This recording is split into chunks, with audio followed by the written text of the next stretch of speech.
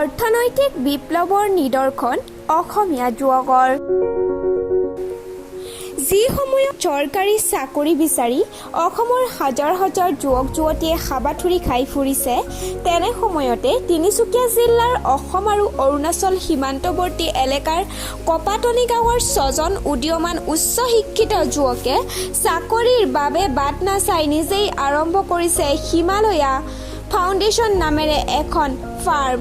মাত্ৰ 5 মাহতে স্থানীয় কুকুৰা, হাঁহ, মাগুৰ মাছ, কাৱৈ মাছ আদি পুহি কিছু পৰিমাণে হ'লেও স্থানীয় বজাৰ দখল কৰিবলৈ সক্ষম হৈছে। তেওঁলোকে এবছৰৰ ভিতৰত তিনিচুকীয়া জিলাৰ লগতে অৰুণাচলৰ নামচাই, লোহিত জিলাৰ বজাৰসমূহ স্থায়ীভাৱে দখল কৰাৰ লক্ষ্য আগত ৰাখি কামসমূহ আৰম্ভ কৰিছে। তেওঁলোকে আৰম্ভ কৰা এই কাম কেৱল নিজৰ অৰ্থনৈতিক স্বাৱলম্বীয়েই নহয়, আন বহু লোকক কৰ্মসংস্থাপনৰ বাবে বাট মুকলি কৰি দিয়াৰ প্ৰধান লক্ষ্য। আমি জাষ্ট মানে এটা ল'ৰাখিনি গোট খাই কিনে আমি ডিছকাছ কৰিলোঁ যে আমি এইটো সময়ত এতিয়া কি কৰিব লাগে। লাষ্ট আমি বিচাৰি পালোঁ যে মানে পৃথিৱীৰ ভিতৰত যিমানবিলাক চিভিলাইজেশ্যন হৈছে, ইণ্ডাছ ভেলী চিভিলাইজেশ্যন পৰা লৈ কিনে হাৰাপ্পান চিভিলাইজেশ্যন ন, চবত মানে পলিটেৰী আৰু এগ্ৰিটো যোন সমাজৰ এটা ইণ্টিগ্ৰেল পাৰ্ট। এজন মানুহে এজন ডক্টৰক লগ নকৰে থাকিব পাৰে, কিন্তু এভৰি ইণ্ডিভিজুৱেলে ফাৰ্মাৰ্ছক লগ কৰিব লাগিব, পলিটিচিয়ানক লগ কৰিব লাগিব। তাৰমানে কেলৈ সি খাবতো লাগিব। ঠিক সেই বস্তুটো ভাবি কিনে আমি মাৰ্কেট ষ্টাডি কৰি কিনে আমি 6জনে মিলি কিনে এই প্ৰজেক্টটো ষ্টাৰ্ট দিছোঁ। 6-7 মাহ হৈছে।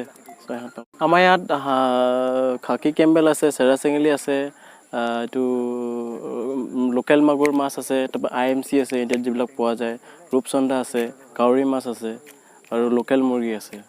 আমাৰ যিমানবিলাক এইবিলাক ওচৰত ধাবা আছে চব লৈ যায়। আৰু আমি ছাপ্লাই কেতিয়াবা কমটিয়ে হৈ যায় মানে ন, ইমান ডিমাণ্ড আহি যায়।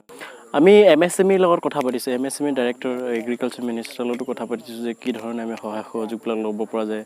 আৰু যিবিলাক ইণ্ডাষ্ট্ৰি ফুড যোনটো ফিড মেনুফেকচাৰিং মেচিনবিলাক আমি কথা পাতি আছোঁ। প্লাছ মানে যিবিলাক বস্তু দৰকাৰ হয়, যেনে ইকুইপমেণ্টবিলাক আৰু ভেকচিনেশ্যন শ্বিডিউল ট্ৰেইনিঙৰ কাৰণে আমি কথা পাতিছোঁ কিষাণ বিকাশ কেন্দ্ৰৰ লগত। তো যিবিলাক বস্তু নেচেচেৰী হয় এটা প্ৰজেক্টৰ কাৰণে, এটা পলিটেৰী প্ৰজেক্টৰ ফাৰ্মৰ কাৰণে যিখিনি বস্তু জৰুৰী হয়, সেইবিলাকত ৰিলেটেড আমি নলেজ গোটাই আছোঁ। আৰু গভমেণ্টৰ লগত যিবিলাক পলিচি প্ৰগ্ৰাম আছে সিহঁতৰ লগত আমি টাচ কৰিম। আনহাতে কৰ্মসংস্থাপনৰ উদ্দেশ্যে বহিৰাজ্যলৈ যোৱাৰ লগতে হতাশাত ভুগি ভিন্ন অসামাজিক কামত লিপ্ত হোৱাৰ বিপৰীতে এনেধৰণৰ কামবোৰে সমাজৰ বাবেও এক বিৰল নিদৰ্শন। তিনিচুকীয়াৰ পৰা খগেশ্বৰ বৰুৱা ৰিপৰ্ট।